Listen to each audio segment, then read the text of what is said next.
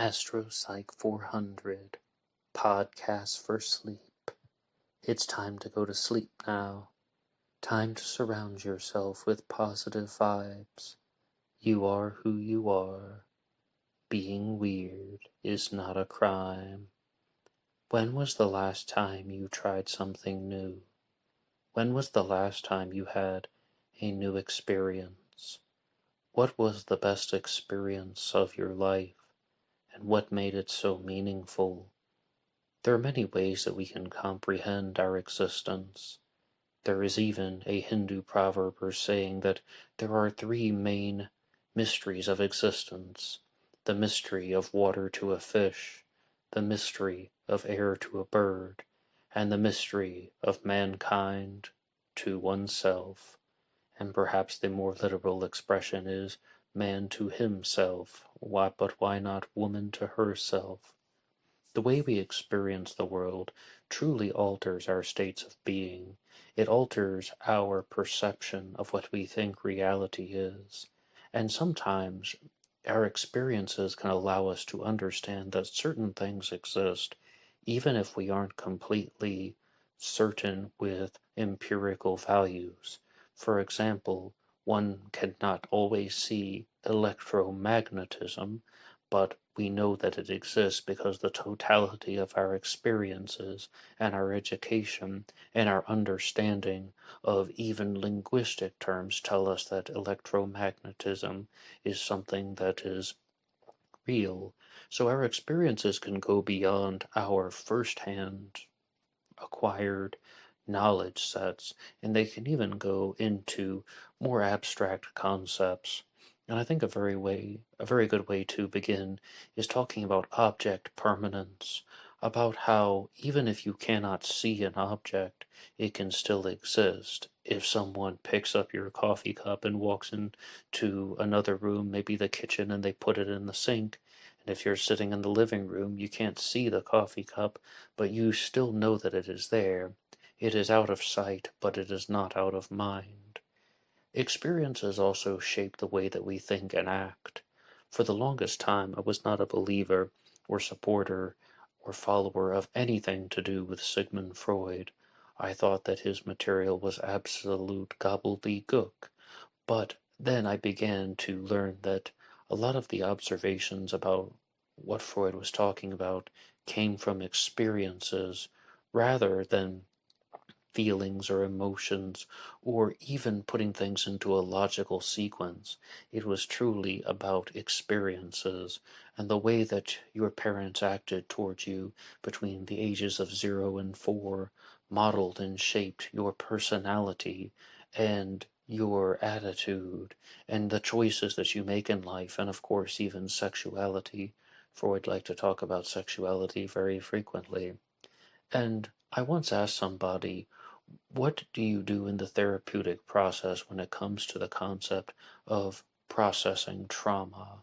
And trauma is heavily connected to the word experience because people talk about traumatic experiences. And the answer that I got was that some people bury the traumatic experiences in their mind, so they aren't exactly aware about how the trauma is taking place and how it is affecting their life choices. So by re-experiencing it, the person is now able to know how this traumatic experience has altered their decision making and why they choose to be friends with certain people, why they are recreating certain behaviors. No matter how many times I hear that, though, I still find it difficult to believe that re-experiencing trauma is good for anybody, because sometimes you can achieve a greater state of mind if you simply find a pathway of love and appreciation.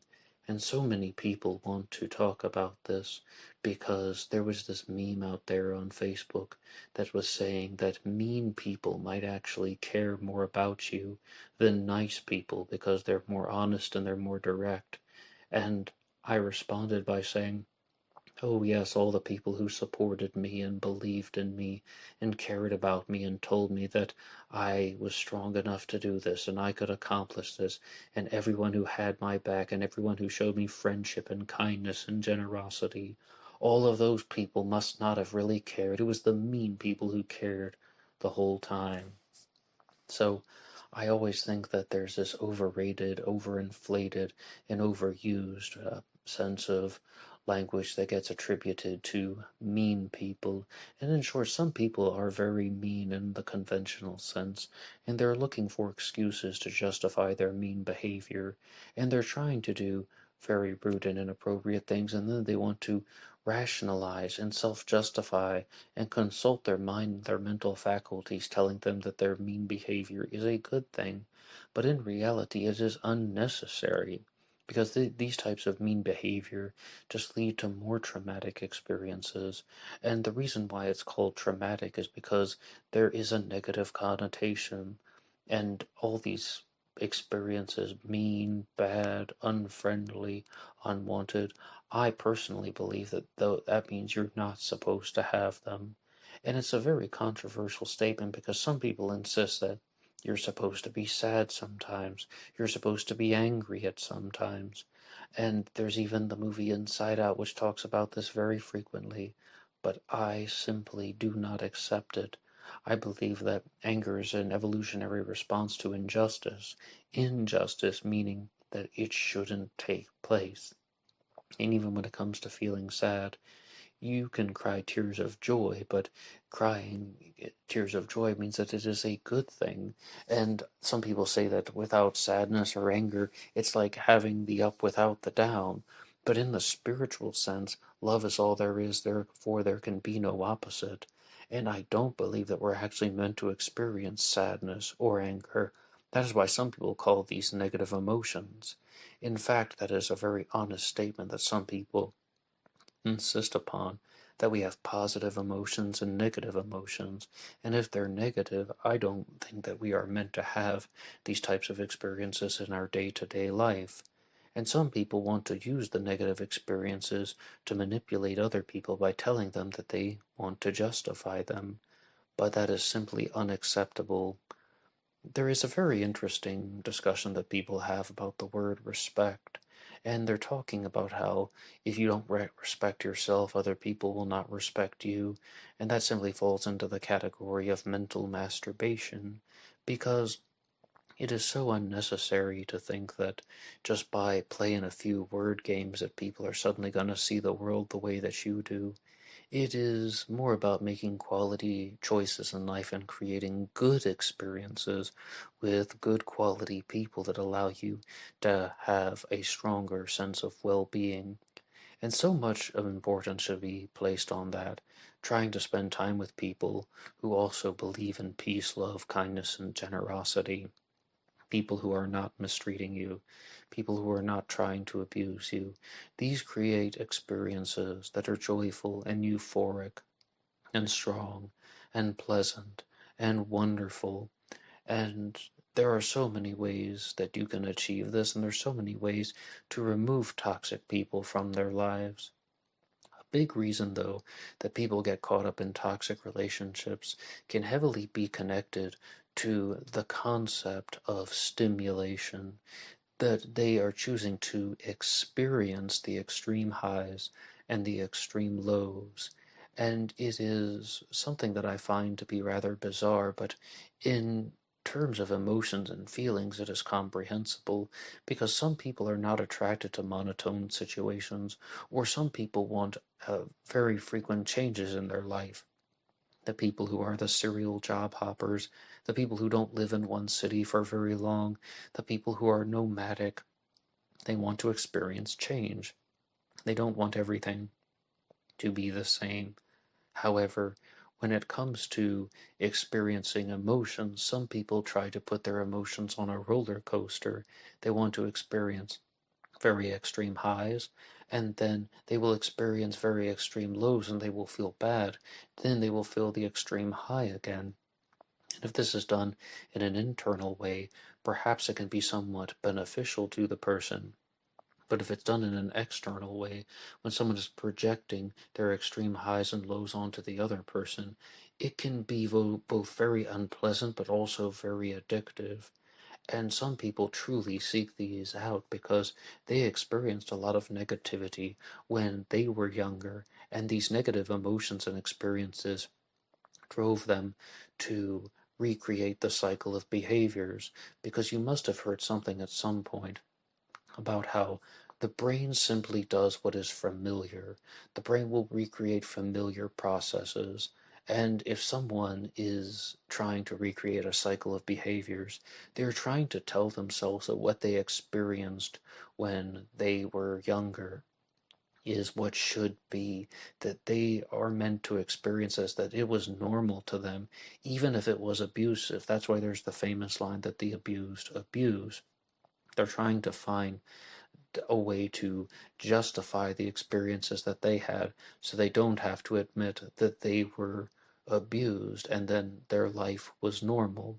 And some people say that the antidote to that is to just be aware of what happened to you, be aware of the experiences in your life, no matter what they are, and for the experiences that were unpleasant, run in the opposite direction. When someone is recreating the types of behaviors that led to the experiences that caused the traumatic events in one's life, run in the opposite direction.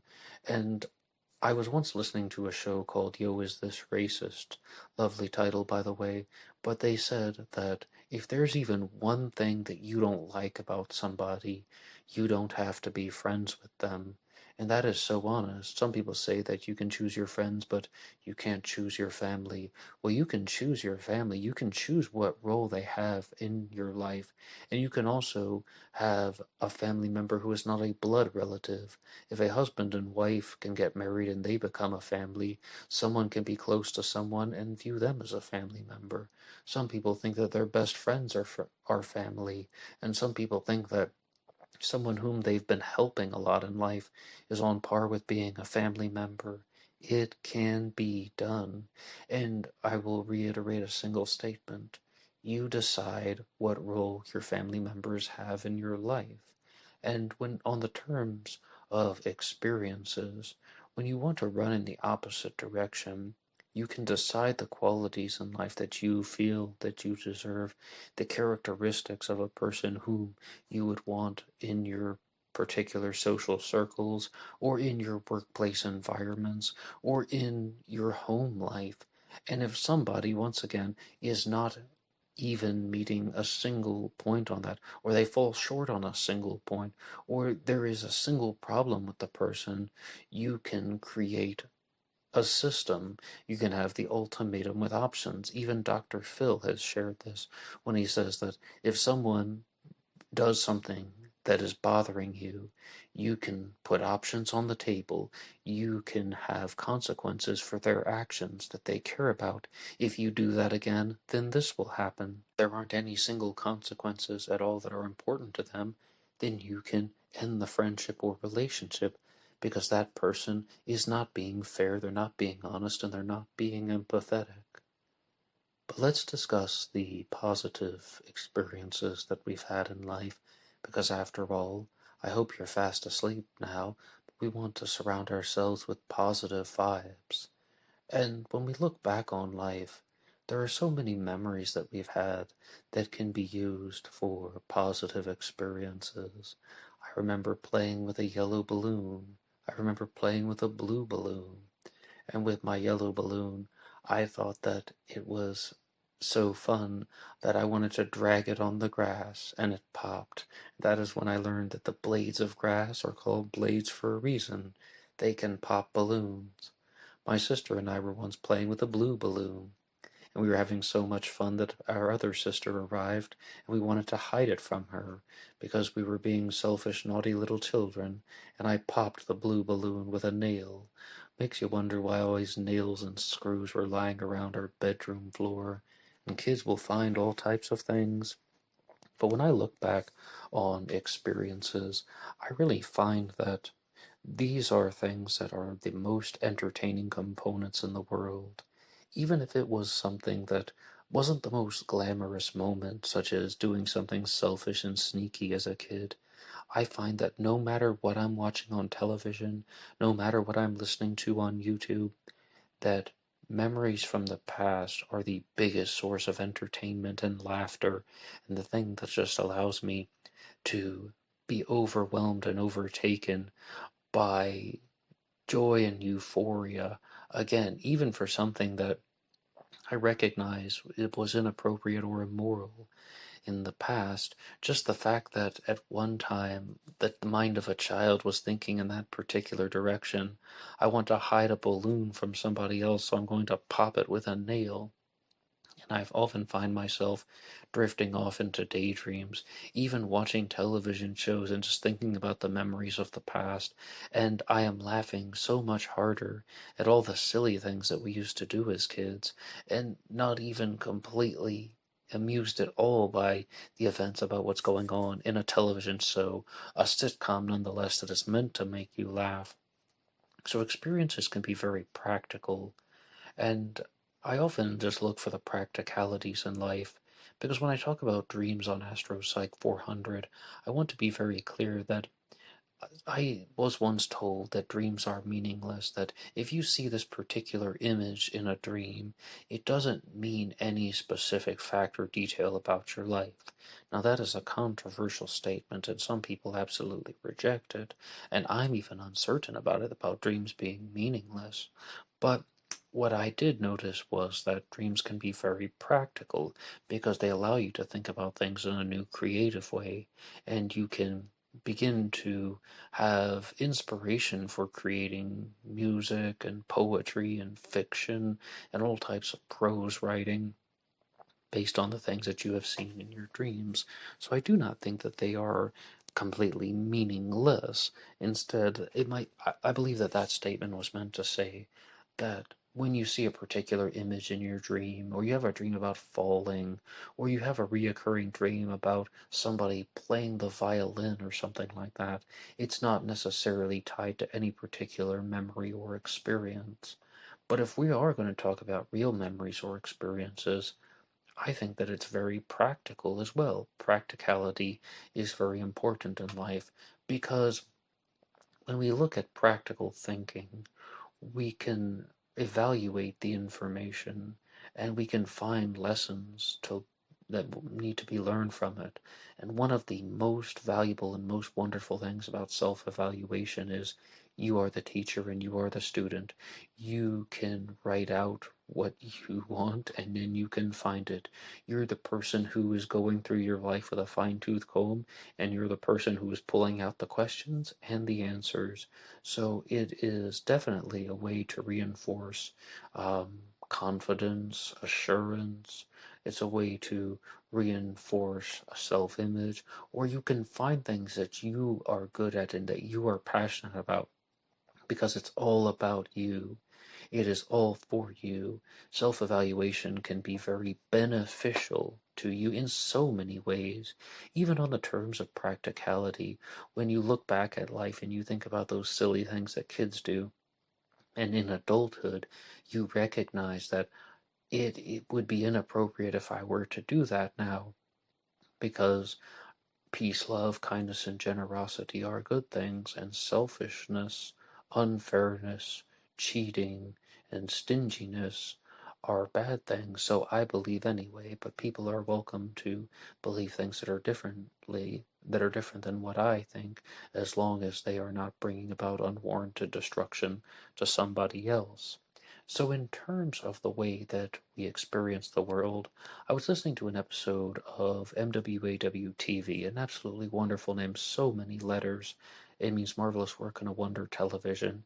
And it was a call-in show that was aired on public access, I believe, but they put some of the episodes on YouTube.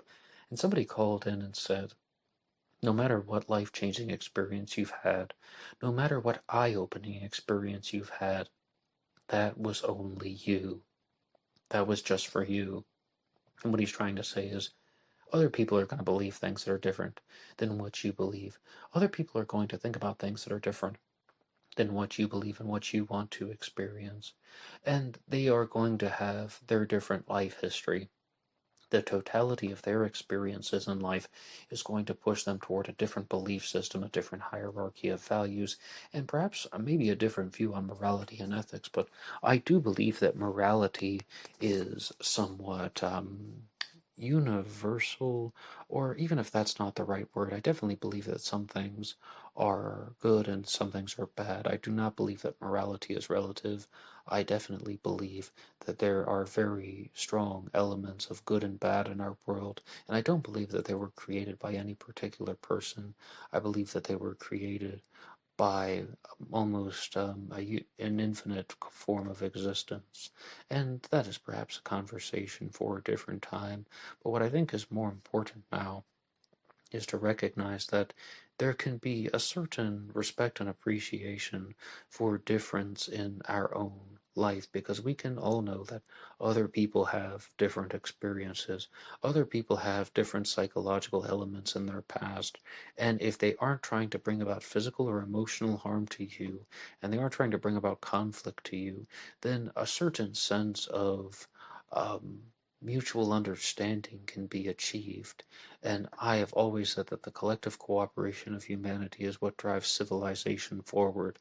Two people who live on the same street but believe different things, or choosing not to kill each other, or not to get into a fist fight, or not even to get into a shouting match, because all of those things lead to those negative experiences that I was talking about for the first 20 minutes.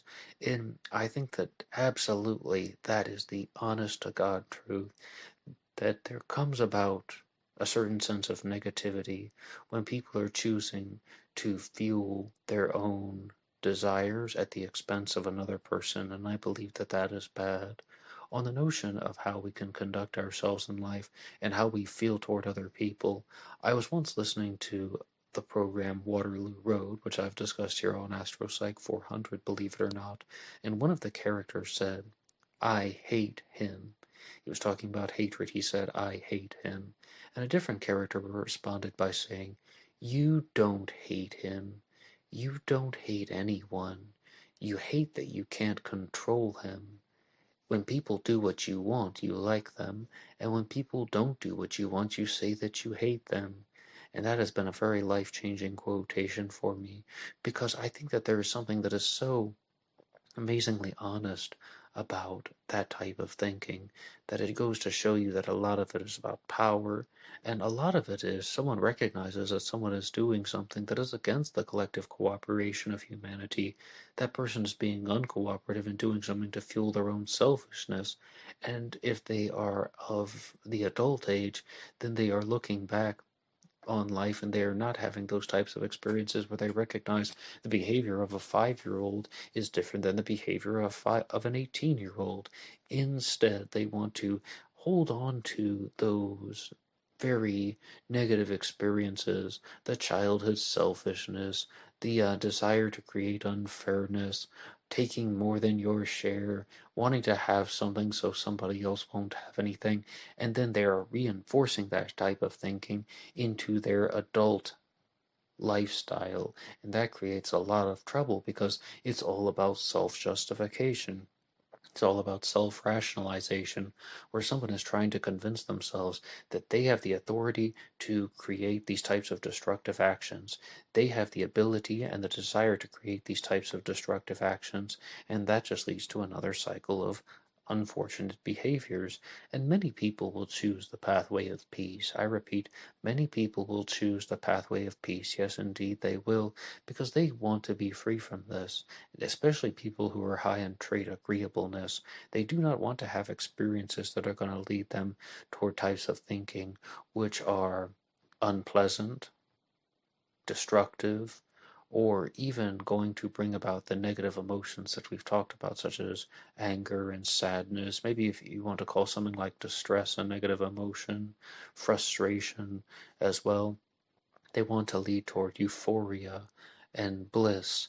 They want to be moving toward some type of inner tranquility, and I encourage that type of behavior 100% because I do not believe that there is anything immoral about trying to achieve a sense of inner tranquility. And I think that the only way that that could be immoral is if it creates some type of destructive action that is unwarranted towards somebody else. Maybe if someone's saying that I will not save your life because I'm experiencing inner tranquility, then that could lead to selfishness. But then that's not very tranquil if an act of unwarranted destruction is taking place. So we can go in circles for some time. But with the notion of creating experiences that are good and bad, I think that most people will try to avoid certain types of painful experiences. But the reason why the therapeutic process talks about burying memories and trying to recognize about how there are flaws in one's thinking is people are committing these destructive types of actions, but they are not aware of that. They aren't aware of how the traumatic experiences affected their personality and their mood and their temperament and their sexuality. They are doing these things because they think that is what they've learned, and they think that this is an appropriate way to conduct their lives. But in reality, they're recreating the behaviors of their parents, who were abused between the ages of 0 and 4, and then went on to abuse their children. And they simply try to project this type of belief system or these hierarchies of values onto other people because it's what they have learned and what they have inherited. And some people even say that the traumatic experiences can be passed on from generation to generation. And I think that in terms of processing the trauma, a true antidote to that can simply be to start creating the types of experiences that you want and that you believe are good, that are moral and ethical. Morality meaning following some type of principles, usually that with some sort of spiritual connection. I almost always think that the word morality goes back to a spiritual sense. And then there is ethics, which is following and honoring a code of conduct where if someone is trying to violate the code of conduct, they've created some sort of unethical behavior. And if they're following the code of conduct or the rules or the system, that is a form of ethical behavior. And all of these can be incorporated into our daily life. And I do remember one particular experience where someone once told me that I was doing something unconventional and they said that it was inappropriate. And I said that when someone else did the exact same thing, you laughed about it. Why is it a problem when I do it? And they said, because you know better. And the honest answer in response to that is everybody knows better. People are completely aware of the rules of society. They're completely aware of the law. They are completely aware of the understanding of humanity that we all have. They know that these types of behaviors would be inappropriate. Why is that person responding differently to different people? And this is very important. It's not only about me. Why do people respond differently to different people? Because of sensitivity, because they believe that their words will have a certain type of impact on somebody and that they want to use that as a form of momentary domination. If they believe that their words would have no impact on the person, they might try saying it one time, and if that didn't work, then eventually they would give up and they would just say that this person is a hopeless case. And I think that this is very very much to do, not even with words, but with someone's body language or someone's way that they present their facial features, and that there are just very subtle cues that people give off when they show that this person's words have an impact on them, whereas somebody else might just be complete indifference. So there are many forms of experience in the world, and we can experience our lives in so many unpredictable ways. But I definitely remember a line from Tony Montana when he said, "You make your own luck." And some people simply believe that it's not about luck, it's about willpower, and it's about goal setting. It's about choosing to say that I'm going to strive toward this particular goal and I'm going to try and make it work, and I'm going to do as much as I can to make this goal work. And then I want to be there at the finish line. You don't run the race to drop out on the final length. And if somebody does, though, that's unfortunate, but that's not why they started the race in the first place, unless they were doing what? Something unethical. But the totality of our own experiences alters our personality. It alters the way we think, and it alters the choices that we make in life. But we do have some sort of direction that we can achieve when it comes to creating good experiences and positive and joyful and euphoric experiences, and we can share them with other people, and we can allow the collective cooperation of humanity to take shape. I hope that you are fast asleep now, and you will be asleep until the morning. Good night.